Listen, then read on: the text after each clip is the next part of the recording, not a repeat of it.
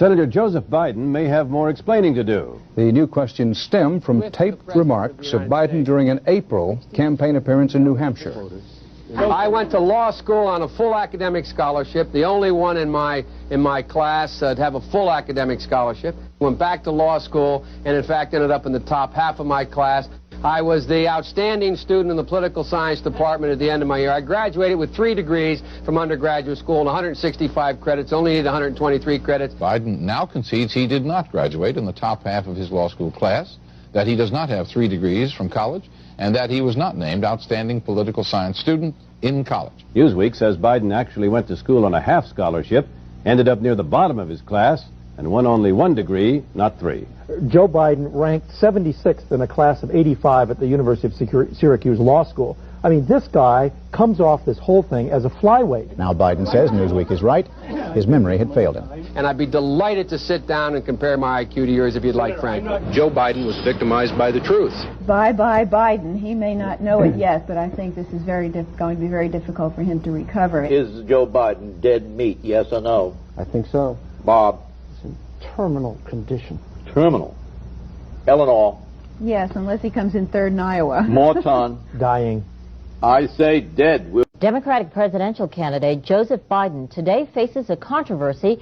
3 weeks ago at a debate at the Iowa State Fair, he used phrases identical to those delivered by British Labour Party leader Neil Kinnock. Biden seemed to be claiming Kinnock's vision and life as his own. Why is it that my wife, who's sitting out there in the audience, is the first in her family to ever go to college? Why is Gladys the first woman in her family in 1,000 generations to be able to get to university? My ancestors who worked in the coal mines in northeast Pennsylvania don't come up after 12 hours and play football. 8 hours underground and then come up and play football. It's because they didn't have a platform upon which to stand.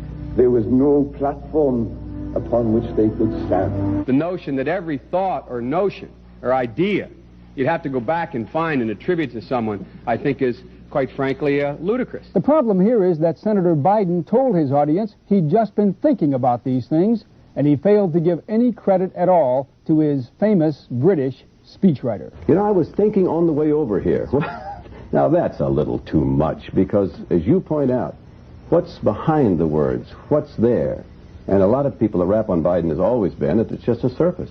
I should have said, to paraphrase Neil Kinnock, it's the only time I didn't, and all the times I've ever used it. But CBS News found a tape of a second instance.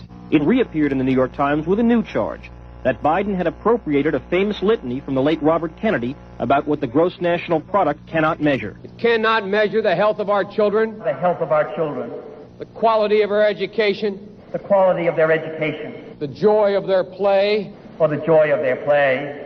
Biden gave Kennedy no credit. He has also quoted or paraphrased John Kennedy, Hubert Humphrey, and British Labour Party leader Neil Kinnock, all without credit.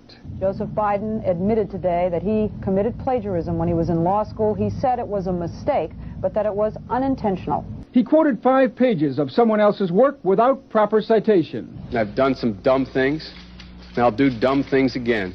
He was given an F. So, ladies and gentlemen, I've been dumb. To the political community in Washington, it all seems of a piece. Plagiarism at law school, plagiarism on the stump. The great communicator. Strike that.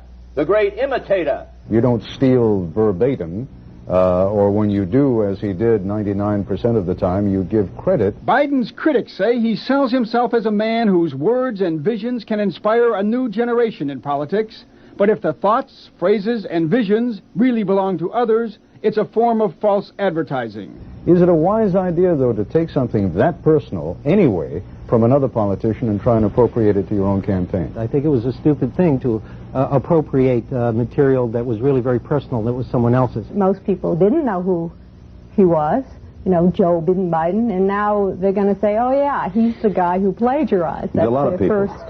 Politically, that's devastating. These clips are devastating. He looks like a Joe Biden wind-up doll with somebody else's words coming out. If they're going to do things that are stupid as well as immoral, then they're probably too dumb to have the job of president. Voters are going to have to decide whether he was dishonest or dumb.